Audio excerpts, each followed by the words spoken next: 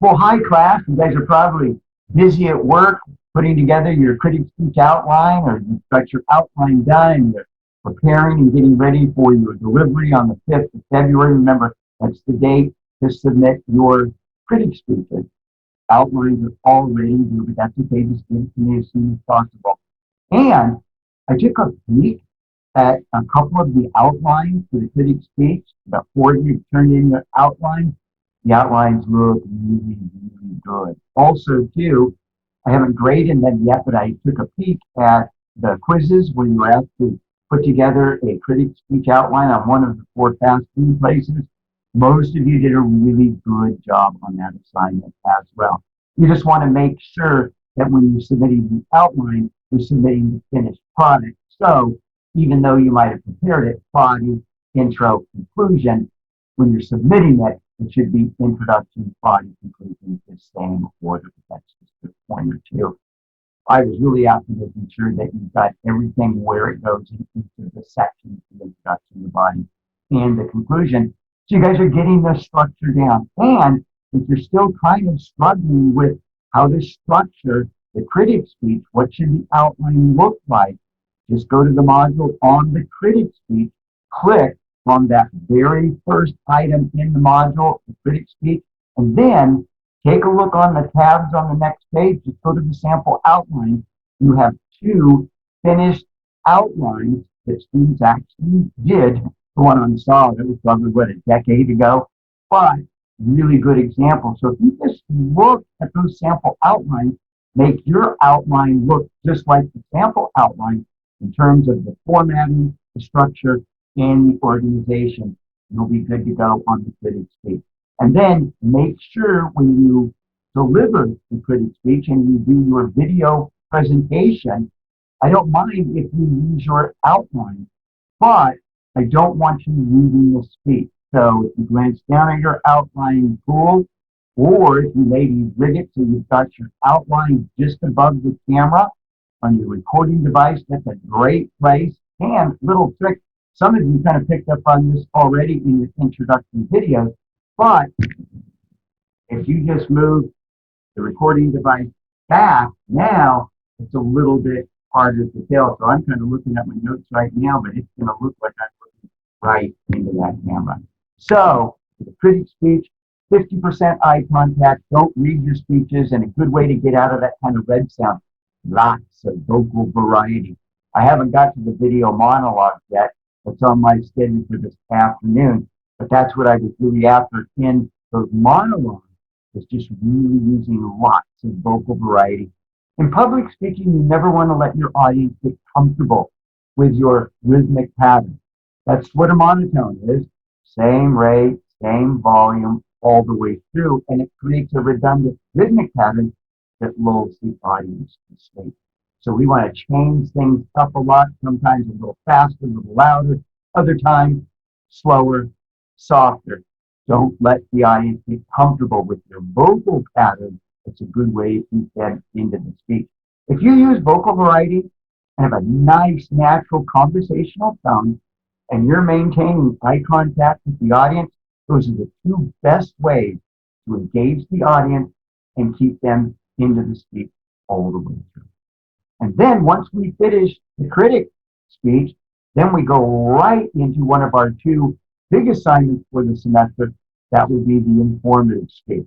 So you'll start on the informative speech next week. You'll have 2 weeks to complete that module. So here we'll be creating another outline. It'll be a little bit longer. We're going to add another main point to it. So there'll be 3 main points in the body of the speech. And the key is we're going to learn how to incorporate research into an actual presentation. And that's a little bit different than writing a paper. Typically, you have a paper, you've got footnotes, and then you've got a works cited page at the end.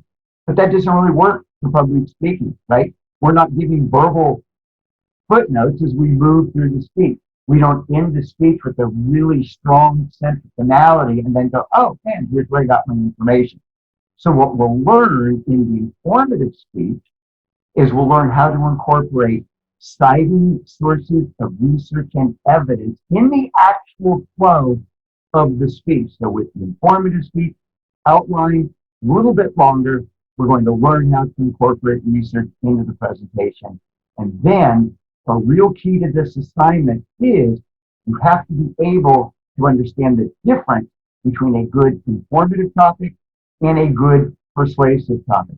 I thought you guys did a really good job on the brainstorming for topics.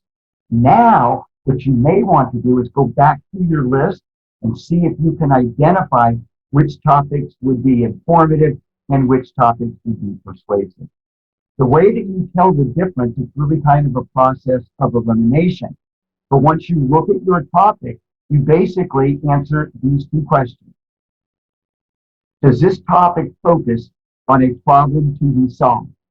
Or does this topic focus on an issue of controversy, right? Two sides to an issue. If the answer is yes to either of those questions, that means that topic works better as a persuasive speech.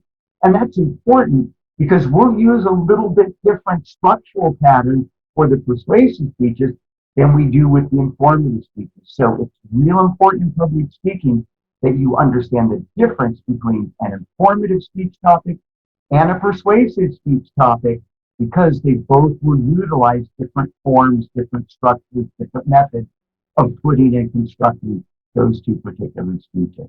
And so when it comes to informative topics, start by thinking of a noun, right? So a speech on a person, a speech on a place, or a speech on a thing, as long as it doesn't focus on a problem, and as long as that thing isn't an issue of controversy, you've got a good informative topic. And just to kind of illustrate how that process of elimination works, let's say that I wanted to do my informative speech on the subject of depression. Well, then I kind of ask the question, does this focus on a problem to be solved? Well, yeah, it kind of does. And if you think about it, if you're speaking about depression, the things you would probably talk about as far as main points would be the effects, right? The negative consequences, all the bad things that happen to us if we're feeling depressed. It's not a good thing. We would also probably examine the reasons why people get depressed. And most of all, we would want to come up with some solutions, things that people can do if they're suffering depression. So that really is a classic problem-solving persuasive speech, would not work as a topic for an informative speech. So with informative speeches, we're thinking more of kind of fun, light, entertaining topics. If you want to make it really easy, do your speech on a person. That's probably one of the easiest ways to go. And you just have to make sure that the person is significant enough so that we would enjoy hearing a speech on the particular individual. I think in a college classroom, as long as you can find the research and evidence, you can do a speech on just about anyone because we're here to learn, right? So doing your speech on a person works really well. That's a classic kind of informative topic. You could also do your speech on a place, right? That could work as a topic for an informative speech. And then you can do your speech on a thing. That could be anything from the latest, most interesting invention when it comes to cell phone technology to me doing a speech on the history of toilet paper.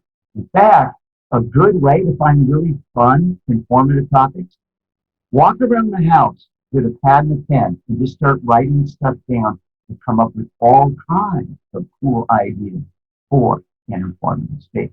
But that's next week. For now, you want to finish up the critic speech. I'm really looking forward to your presentation at the end of the week. Remember, if you have any questions, just send me an email, let me know, hit me up.